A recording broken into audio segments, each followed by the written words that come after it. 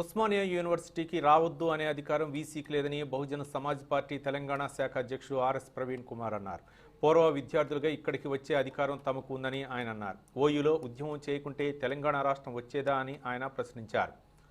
Article 19 ప్రకారం ప్రతి ఒక్కరికి భావ ప్రకటన స్వేచ్ఛ ఉందని, దాన్ని అడ్డుకునే అధికారం వీసీకి లేదని ఆయన చెప్పారు.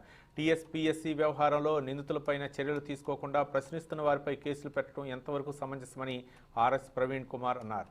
టీఎస్పీఎస్సీ చైర్మన్ సభ్యులను వెంటనే అరెస్ట్ చేయాలని ఆయన డిమాండ్ చేశారు. విద్యార్థులకు ధైర్యం చెప్పేందుకు ఇక్కడికి వచ్చారని, వారికి నిజ నిజాలు చెప్పేందుకే వచ్చారని ఆయన అన్నారు.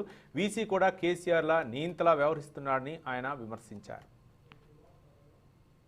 అరెస్ట్ చేయకుండా ఆయనను అదుపులోకి తీసుకోకుండా వట్టోళ్ళని పచ్చోళ్ళని అందరూ చేస్తున్నారు. దీనివల్ల పెద్దగా ఒరిగేదేం లేదు.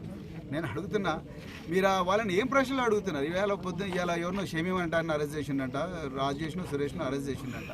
వాళ్ళు ఏం చెప్తారా? మేము తీసుకున్నాం, పేపర్ వచ్చింది అంటారు, 120 మార్కులు వచ్చినాయి అంటారు. మీరు ఎందుకు మీ బబ్లింగ్లా మరి సెట్టులు 2 చేసిండ్రు అని అడుగుతారు.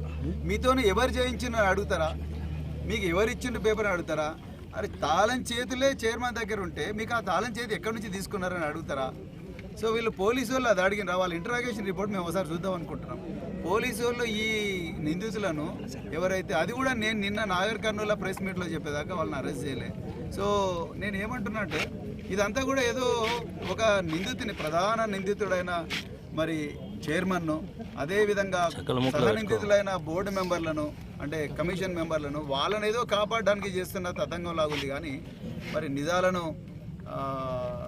రాబట్టడానికి చేస్తున్న తతంగంలాగా అనిపిస్తలేదు. అది క్యాంపస్లో విద్యార్థులందరూ కూడా ఇలా వాళ్ళ భవిష్యత్తు గురించి ఆందోళనలో ఉన్నారు, నిరాశగా ఉన్నారు, వాళ్ళు చాలా బాధతో ఉన్నారు, దగాపడి ఉన్నారు. మరి వాళ్ళందరినీ మరి నిరాశ నుంచి, మరి వాళ్ళ నిరాశ వద్దు, మరి ఉత్తేజంతో ఉండాలి, ఎప్పుడు కూడా హోప్ఫుల్గా ఉండాలి, ఆశావాదిగా ఉండాలని చెప్పడం కోసం మరి ఈరోజు ఇదే ఎన్ఆర్ఎస్ హాస్టల్ మీద చాయ్ పే చర్చ చేస్తున్నాం.